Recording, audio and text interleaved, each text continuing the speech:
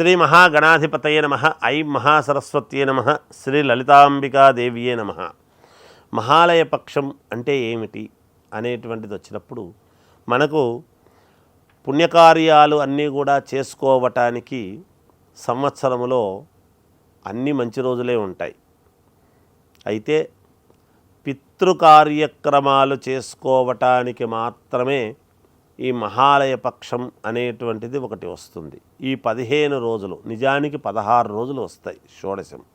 ఎందుకు ఈ 15 రోజులు 16 రోజులు మనం అనుకుంటున్నాము అంటే, మహాలయం అంటే ఈ దేవాలయం, దేహ ఆలయము, దేవాలయంలోకి వెళ్ళి మనము ఏదైనా చేసినటువంటి తప్పులు ఉంటే క్షమించమని కోరుకోగలుగుతాం.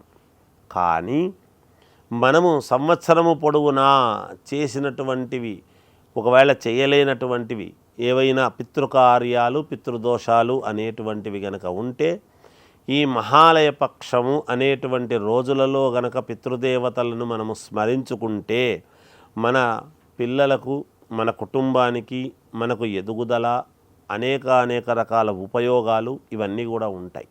ఎందుకు అంటే, పితృదేవతలకు చేసుకోవాల్సినటువంటి కార్యక్రమాలు ఏవైనా సక్రమముగా చేసుకోవటానికి పరిపూర్ణమైనటువంటి అనుగ్రహం ఎప్పుడు కలుగుతుంది అంటే, ఈ మహాలయ పక్షములలో చేసుకుంటేనే అనుగ్రహం కలుగుతుంది.